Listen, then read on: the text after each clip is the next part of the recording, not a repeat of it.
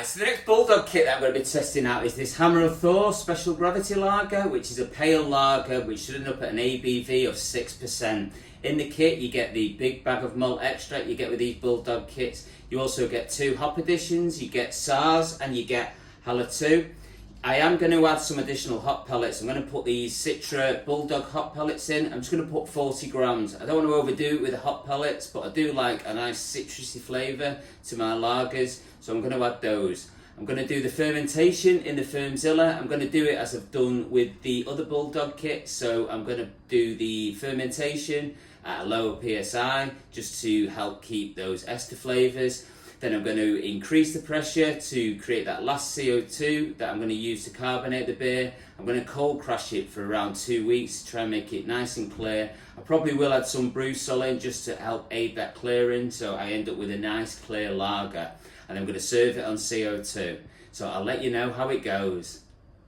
So for fermentation on this kit, I've just gone with the same method I've been doing for the other kits now. I've put it into the all-rounder, then I've done a blow-off tube, set the temperature at 19 degrees and leave it for the first part of fermentation. So I left it at 19 degrees. It's taken about a week to get to 70% attenuation. Then what I'm going to do is I'm going to add a spunding valve, add the dry hops in and set the spunding valve at 15 psi, where I'm going to leave it for around 3 or 4 days before moving on to cold crash. I'm going to do the full 2-week cold crash as I've been doing with the other kits.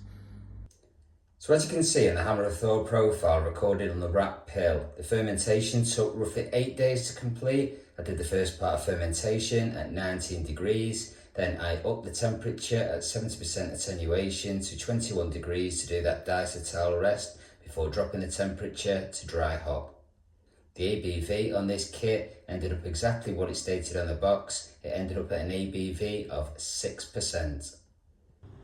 So I did leave it for the 2-week cold crash at 2 degrees with 12 psi of CO2 connected. So now it's ready to serve.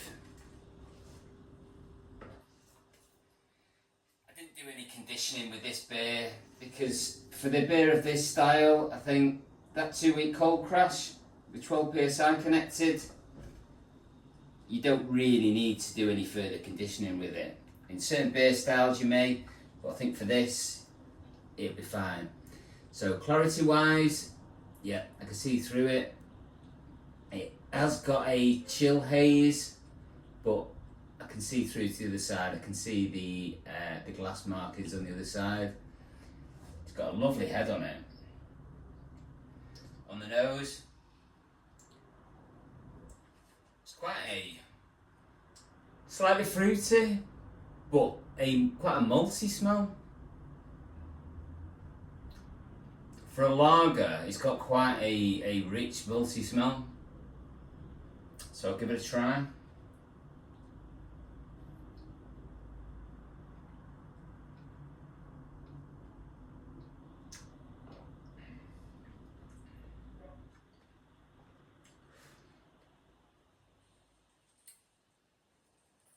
Carbonated.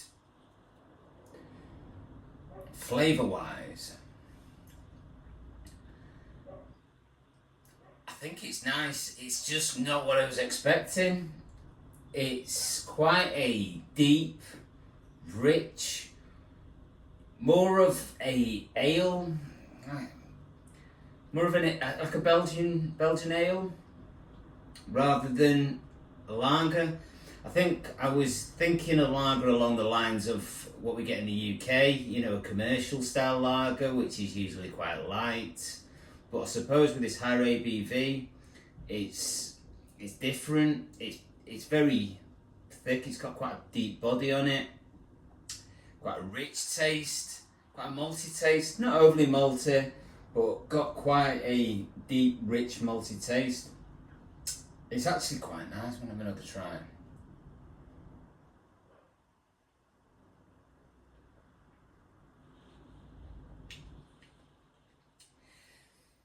It's actually really nice. That it's just not what I was expecting. When it said it was a lager, I'm not too familiar with the term gravity lager, so it may be that. Maybe that's a style.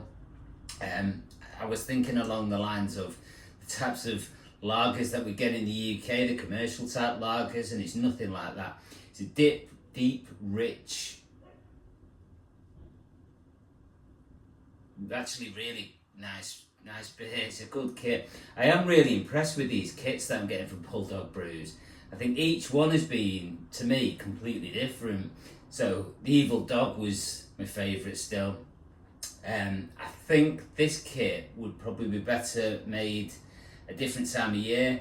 I'm filming this, it's the beginning of August. It's about 35 degrees outside, which is unusual in the UK. And I think the strawberry beer or the Cortese Gold would probably be more suited. This is quite a rich, it's not a session beer. You probably won't want to be having too many of these at sort of 6%, but it's a real nice taste. I'll definitely do this kit again. I probably prefer to do it maybe like an autumn style beer because of the rich deepness, obviously the higher ABV, but I do like it. It's good.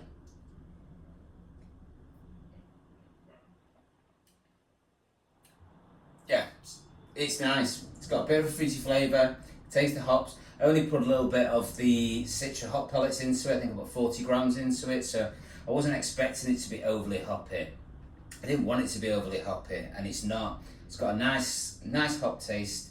I can taste that Citra in there, so it's only a light amount, so it's not overpowering. If anything, on this kit for a lager, it's quite a really full-bodied. It's got a richness. It's malty, which I wasn't expecting from a lager, but it's good. I think I would definitely recommend it. It's a kit that I'm definitely going to do again. So yeah, I'll probably just do it at a different time of the year. Or yeah, I would definitely recommend this kit. Well, hope you join us for the next one.